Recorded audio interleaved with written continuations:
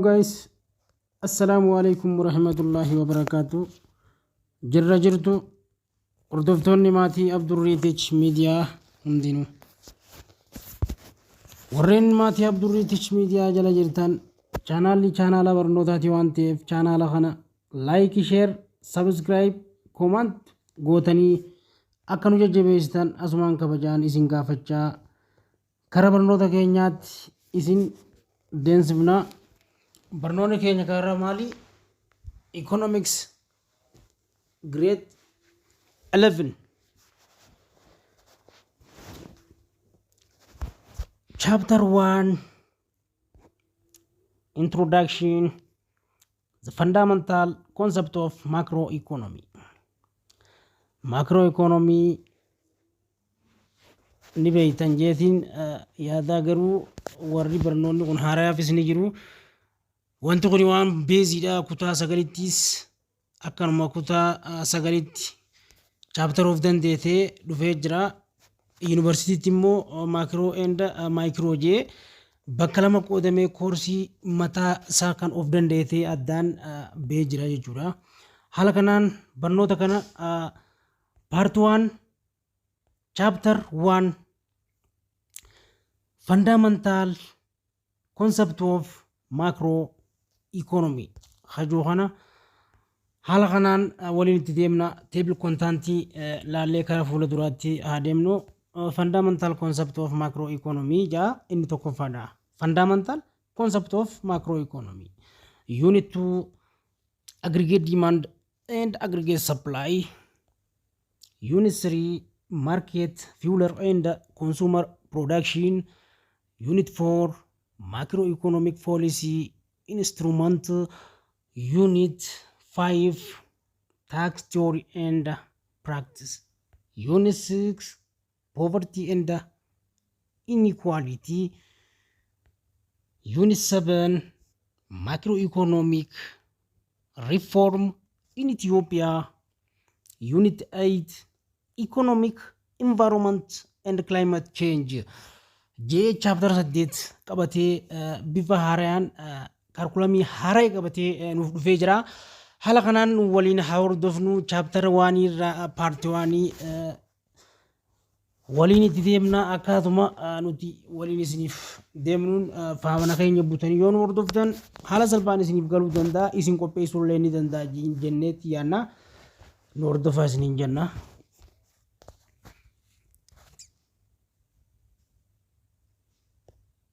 I'm sorry. Beesisniinis ni dhufa takka takka. Unit 1 fundamental concept of macroeconomy.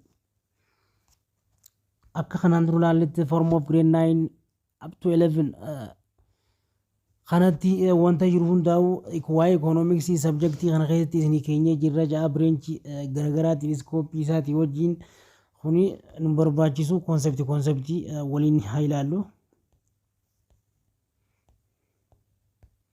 Definition and focus area of macroeconomic revised. Definition of macroeconomy. Macroeconomy is what? Conventionally economic in divide into macro and micro and macro jennee kutaa sagalittis laallee dabarree jirra. Warreen achitti isiniin galiin asitti immoo briefly isiniif galaa jechuudha. Asirratti wanti ati ilaaluu qabdu waa'ee micro irratti haa dubbannu. Micro is what? Microon amma akkuma definition isaatti kaampaanii nama dhuunfaa irratti jechuudha. Definition mataasaa yookaan seera mataasaa kan qabu kan waan takka of muree murteessu marketii irrattis dhiyeessa irrattis waa hunda inkaamii irrattis marketii irrattis haala gabaa magaalaa irrattis jechuun individualidhaan kan murteessu jechuudha. Isa kana jechuun individual economic unitidha. Inni eenyu microeconomicsiin kun jechuudha. MI khayennuun kun course of dandeeteeti isinii dhufa fuula dura inshallah university. Microeconomy is what? Microeconomy study individual decision making behavior of different economic unit such as household. Laalammaa asirratti waan ati ilaaluu qabdu household, firm and government. Kana hunda keessatti maali? Inni maaliin gaggeeffama? Individualidhaan gaggeeffama jechuudha. These aggregated level on the disaggregated jechuudha. Kun amma aggregated dha. Wanni asitti waliin faallaa ta'u asirratti wanni isin ilaaluu qabdan hordoftoota kiyya disaggregated dha individually waan ta'eef jechuudha. Wanna tana nama dhuunfaatu muree murteessa asirratti. Gabaa kanaas nama dhuunfaa muree murteessa. Household maatii keessattis firmii daldala wayii keessattis government mootummaa keessatti illee jechuudha. Individualidhaan muree wanni takka murteeffamaa jechuudha asirratti. Hand briefly gadi fageenyaan kan kutaa sagalee irratti waan kana ibseetiin jira sirriitti hordofa. In other hand, macroeconomics study overall of aggregate behavior of economy, such as the overall level of output, price, and employment. Asirratti sirriitti ilaali. Kana jechuun amma wanti isarraa adda godhe inni akkuma waliigalaatti jechuudha. Macroeconomics study overall or aggregate inni akkuma waliigalaatti jechuudha. Aggregate behavior jechuudha. Wanni ati asirraa ilaaluu qabdu aggregate behavior ta'uu isaa ilaalta jechuudha. Aggregate behavior ta'uu isaa ilaalta. Akkuma guutuutti internationalani akkuma internationaliitu aggregate behavior of an economy jechuudha. Such as the overall level of output, price and employment. Kanneen kana hundattuu jechuudha. Inni waliin hojjeta jechuudha. Addaan hin bahu. Waan murteessu waliin murteessa, waan irratti hojjechuu qabus waliin hojjeta jechuudha. Daldala keessattis, mootummaa keessattis, akka internationalaatti wanni takka waliin ta'a jechuudha. Wanni ta'u hundinuu waliin ta'a.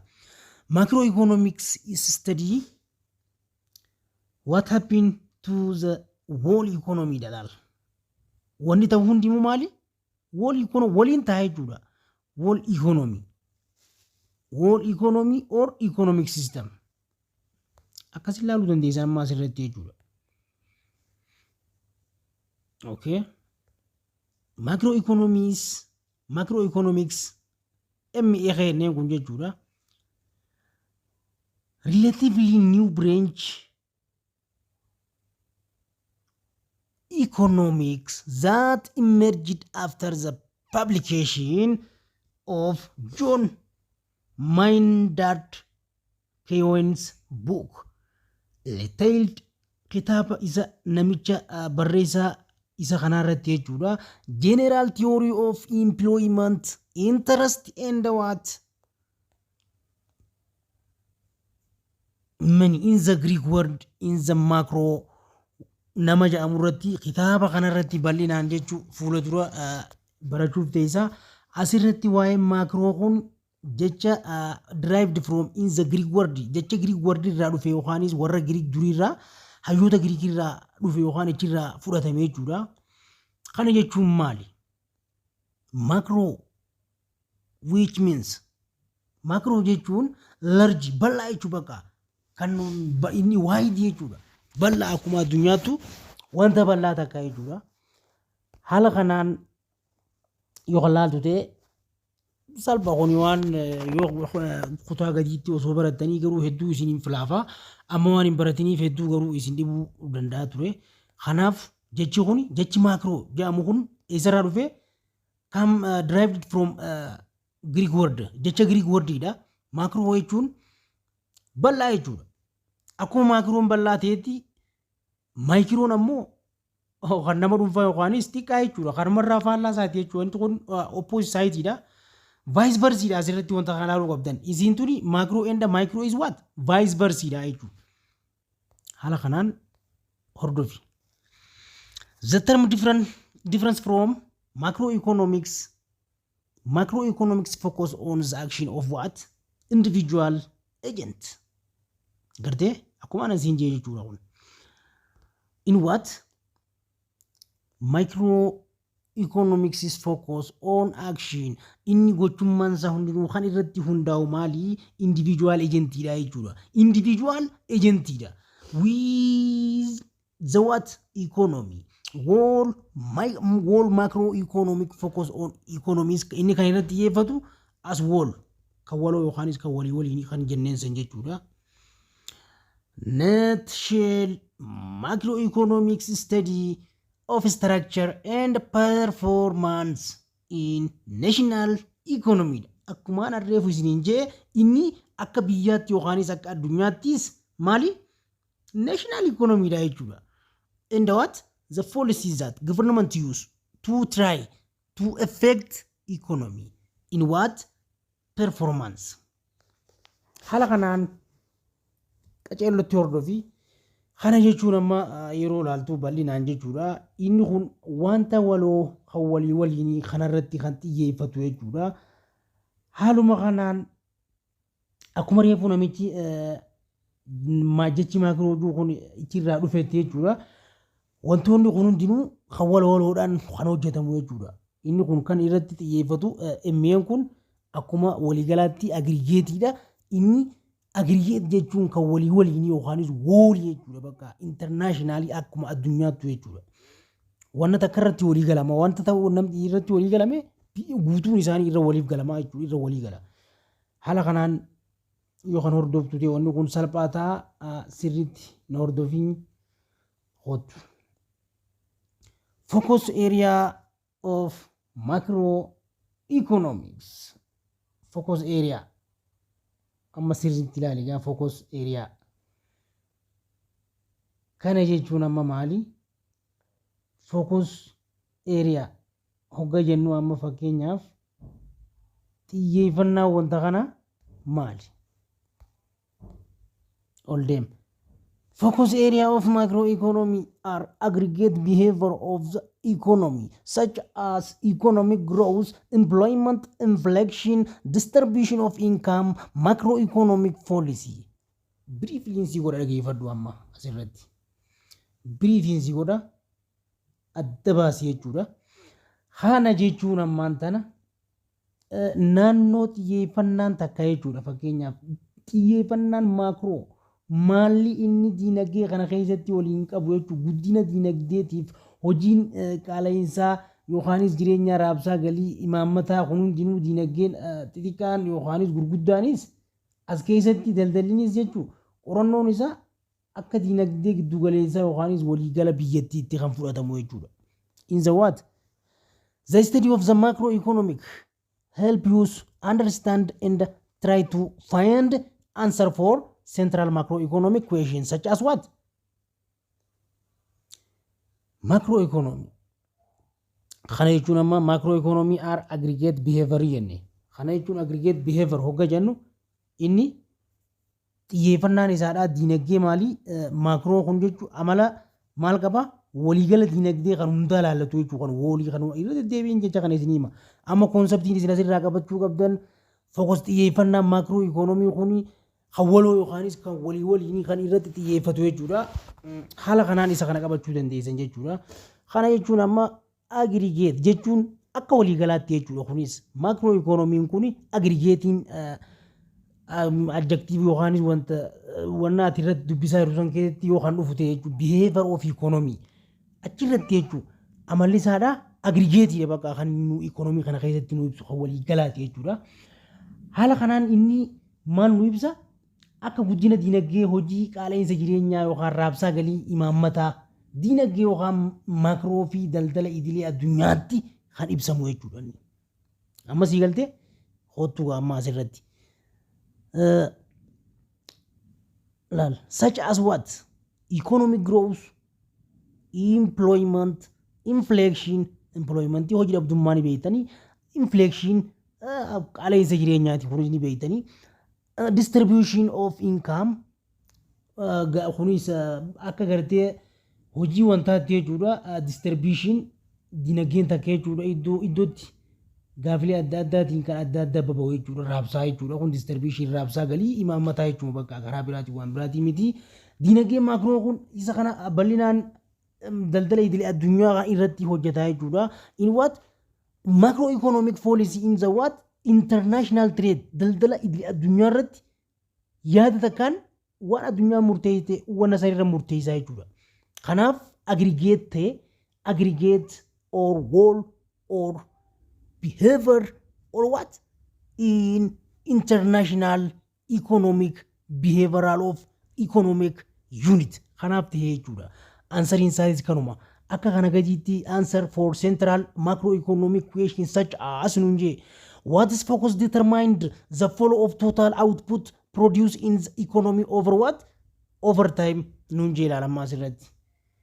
Kun akka gaafiitti laalla waan wanna ta'u miti. Akkuma gaafii waan ta'eef biraa dabarfannaa. Haala kanaan peejii itti aanutti haa deemnu. Peejii isa itti aanutti yoo kan deemnu ta'e those questions are related to macroeconomic goal. Kana jechuun gaa macroeconomic goaliin kaayyoon isaa maali? Akkuma idilee addunyaatti wanta takka jechuudha. Economic guddina dinagdee tokko akka guddatuuf haala kamijjeessuu fi yaada takkaan ka dubbatuu fi akka internaashinaalaatti wanta kara walii galamee wool akka biyyaatti wanta akka kan galma geessisu jechuudha. Kun kanuma waan biraatii miti. The goal include achieving economic growth, full employment. As keessatti maali? Full employment, price stability, as well as reducing budget. Akkasumatti jechuudha. Kunneen budget or balance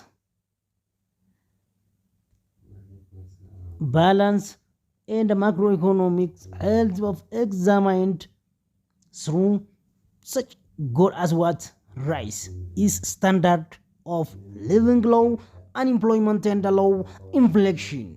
Kanarratti gadi fageenyaan ni xiyyeeffataasi ni hojjetaasi sirrumatti jechuudha. Hordofi haala kamiin hojjetaa? Haala kamiin hojjechuu danda'a? Wanni ati amma asirratti ilaaluu qabdu jechuudha. Haala kamiin hojjetaa jennee yeroo ilaallu waliin itti deemna. Akkamitti hojjetanii hojjetaa mini hojjeta dhibbaa dhibbatti ni hojjeta.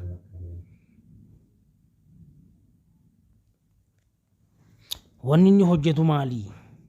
Payment deficit. Yeroo payment kafaltiin biyya takka kan kufee ta'e jechuudha. Budgeting or balance reducing as well. Reduce budgeting keenya jechuudha. Kaduraan balance yoo godhu reduce yoo kan irratu ta'e. Wantoota akkana irratti jechuudha. Earningii isaa maal godha? Fair distribution. Raabsaa wal qixaatiin kan raabsu ta'a of income in society. Kana keessatti jechuudha gabaabumatti. This society in the country of macroeconomy health examined through such as goal rise in the standard of living, low unemployment, hojii dhabdummaa seera, hojii dhabdummaa fi low inflation qaala'insa jireenyaa irrattis gadi fageenyaan xiyyeeffatee falani haawaa jedhamee yaadameeti kan kaa'ame jechuudha. Haala kanaan sirriitti hordofi. In order what? Addressing the goal of the necessary understand macroeconomic variable which show the status and trade of the world economy. Gabaabumatti inni wannummaan irratti xiyyeeffatee guddaan takka maali? Isa kana jechuudha. Asirratti wanni ati hubachuu qabdu in order.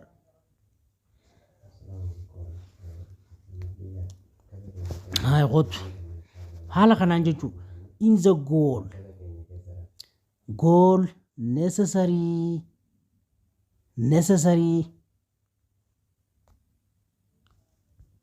goal necessary to understand macroeconomic variable inni kun jechuudha. Which show the status and the trend of the world economy. Economy hundaa'u kan waliin oofu jechuudha. Example of such variable include gross domestic product. Fakkeenyaaf oomisha biyya keessaa irratti qixa sirriitiin kan hojjetu jechuudha.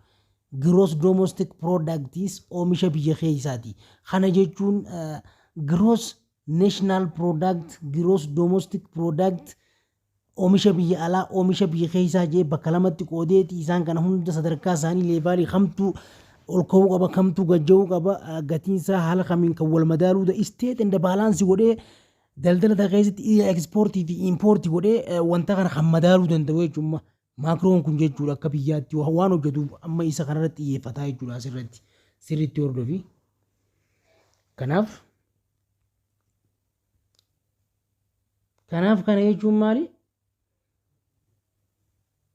isa kana wal qabatan isaan wal qabatan gross domestic product fi gross national productiin mala oomisha biyya keessaa itti shalagamu yookaan gatii gabaa meeshaalee tajaajiloota itti shalagamu itti adeemsa isaanii tokkoon isaaniitiin oomisha kana keessatti jechuun akka dabalanii fi akka hir'atan kan godhu eenyu seera isaa ture jechuudha. Maakiroo iikoonoomii emmi eegayeedneessan jechuudha. Haala kanaan qabaddu asirratti gadi fageenyaa waan kana ofirraa ilaaluu qabdaa jechuudha.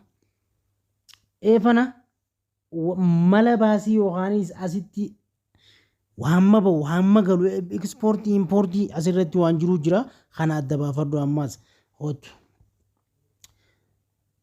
Amma gross national product, economic growth rate, price level sadarkaa level price gatii maallaqa inkaamii maallaqni isaanii jechuun level sadarkaa inni irra jiru reetii isaa jechuudha of inflation and deflation qaala'insa jireenyaatii fi deflation isuma kanaan kafaalaa jechuudha. Inflation and deflation gadi bu'uu jireenyaatii fi yoo jireenyi takka wanni ati qabdu takka gatii yoo dhabdee gabbuutee fi inflation jireenyi si qaalee jechuudha. Isa kanarrattis investimentii ammallee fakkeenyaaf investimentii namoonni beeytanii saving qusannaa irrattis consumption wanta takka jechuun amma consumption hamma si ga'u yookaan amma waan takka irratti wanta kun ni gaa yookaan sufficiency wanta jiru hanqateetti ati beekuu dandeessu itti fayyadama irratti jechuudha. Consumption waan itti fayyadama jechuun kun gabaabumatti government budget baay'ata addunyaa level of employment and unemployment total labor force and demand is what kanneen kun hundinuu maali? In the money and the supply maallaqa takka dhiyeessa yookaanis geessuu irratti of money total export total import trade balance and exchange kan hunda wal cinaa qabee kan madaalu macro economic variability ture jechuu. Haala kanaan step itti aanutti haa jennu na hordofi. Your definition focus area of macroeconomic revised jenne dhoyne jirra. Haala kanaan gabatee xiqqoo tana keessatti waan jiru laallee kara fuula duraatti ni ceesifanna. Sirriitti na hordofiin isin jaa. Yoo sirriin na hordofte garuu sirriin sii gala ture. Yoo na hordofne waan takka nama hordofeetu barumsaas sirriitti harkataa jechuudha. Focus area of macroeconomics. Hootu focus macroeconomics. Kana jechuun amma focus xiyyeeffannaan isaa kun guddaan maaliin mallee waan reefu choolii ilaalaa turre san amma asirra summarize godheetu nu kaa'ee jechuudha. Teebilii kan teebil 1.1 kana keessatti jechuudha. Haala kanaan xiyyeeffannoon isii inni guddaan maali? Dinagdee maakroo galii biyyoolee isaa to'achuu. Galii biyyoolee isaa maal godhaa? Ni eega. Hojii maallaqaa sadarkaa gatii waliigalaa yookaanis national income, employment money, general price level gatii hojii yookaanis maallaqa sadarkaa gatii walii biyyattiitti jechuudha. Sanni madaala. Kana jechuun maali? Fedhii dhiyeessa waliigalaa irratti makuumti. Maaliif ta'a? Aggregate demand and supply. Fedhii dhiyeessa amma asitti aggregate demand and supply barbaadaa fi nama dhiyeessuu fi hawaan san fedhii waan sanii qabu kan barbaadu jechuudha. Jarri lamaan kun waliin deema. Hoggaa ati waan magaalaa irra dhiyeessee ati deemtee bitatta. Nulachuu waliin maali? Aggregate demand and supply. Wanta takka magaalaa irratti anniin dhiyeessa dibicha tokko magaalatti an dhiyeessee ati dhuftee irraa bitatti waliin exchange goone wal jijjiirre. Ani sirraa fayyadameetiin jira, ati sinarraa fayyadamtee jirta. Kanaafuu fedhiin gama lamaanii maal ta'e guutame jechuudha asirratti. Aggregate demand and supply dhiyeessaa fi fudhataa yookaan barbaadaa fi akkasitti fedhii dhiyeessa waliigalaati kun isa jala ramadama. Oomisha biyyoolessa waliigalaa yookaan gross domestic productiinis achuma keessatti dubbatama. Kanneen sararaanis ni agarsiisa jechuudha. Galii biyyoolessaa akka waliigalaatti kunis jechuudha maallaqa sadarkaa waliigala addunyaatti jechuudha. Employment money general level kan jennuun kun economic growth and international trade. Kuni guddina dinagdee daldala idil addunyaati. Kunis asirratti jechuudha price level sadarkaa isaatti jechuudha sadarkaa gatii maallaqaatti madaalii daldala tokko jechuudha balance trade and payment godha. Reefu state balance wal qixxeessa jennee reefu irratti achi walitti kas jennee ilaalle haala kanaan wal qixxeessa sirriitti wal qixxeessa jechuudha. Itti qottu ammas amma kana qottu sadarkaa rate of employment and unemployment ka jenneen kana jechuudha. Asirratti isa kana ilaaluu dandeessa. Sadarkaa hojii fi hojii dhabdummaa jechuudha. Hojii qabaataa fi hojii dhabaa jechuun hojii nama warri hojii qabu fi warri hojii hin qabne asirratti ni jira. Isa kanaas check and balance godhee adda baasee kaaya sadarkaa biyyaatti jechuudha. Kuni macro economic variability dha jechuudha. Focus area of macro economic variability dha. Kun xiyyeeffannaa macro economiiti. Akkasii qabadhu. Fedhii maallaqaa fi dhiyeessa baajata mootummaa ni sirreessine money demand and supply government budget kan jenneen kareefu dubbanne san jechuudha. Kanaas wal qixxeessa asirratti isa kanaa jechuudha. Qalamni kun gaa isinitti waan godhee jira. Qooyi qalliseen fayyadamaa soorii. Haala kanaan laaluu dandeenya jechuudha. Haala kanaan laaluu dandeenya. Ammallee government budgetii dhiyeessa kanarrattis wal qixxeessa consumption saving and investment balance of trade and payment jaamma kunis asirratti wanta kana jechuudha. Haala qusannaa wanta fayyadamaati wanta takkatti yeroo fayyadamtu consumption jechuun wanta akka fayyadamu yookaan qusannaan jechuudha. Wanti kun asii hanga asiinaaf gahettee wanta kana madaaltee investimentii kee bakka meeqa cabsitee itti fayyadamtu san haala kanaan namni economicsii gaa waan akkanaa ni beekatti takka dha. Warri yeroo ati baay'ee qabdu san addaan cabsite consumption saving jechuun wanta qabdu san jechuudha. Waggaa baatii hanganaaf nagaa jettee ati addaan cabsitee isa kana addaan qooddattee yoo kan fayyadamte akka economicsiitti isa kanaas kan haala sii mijjeessu macro economic variability dha. Kunis kanumaa jechuudha. Haala kanaan economic focus area of macroeconomics macroeconomic variability kana fakkaataa.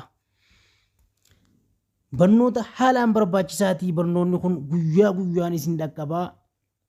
Guyyaan akka isin bira ga'u haala isinii mijjeessinaa.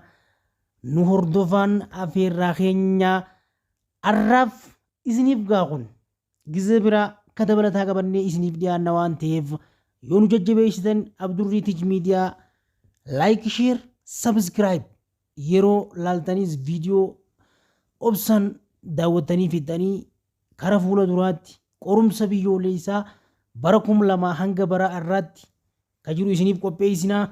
Linkii YouTube keenyaa TikTok Telegram kana hunda gala isiniif keenyaa Abdurrii Tech Media like share subscribe godhuu hin dagatinaa. Barnoonni keenya ka'arraa kanumaan xumuramaa nagaatti hanga barumsa biraatiin walitti deebinutti yeroo gaarii qabaadhaan afeerraa kiyyaa nagaan naa tura.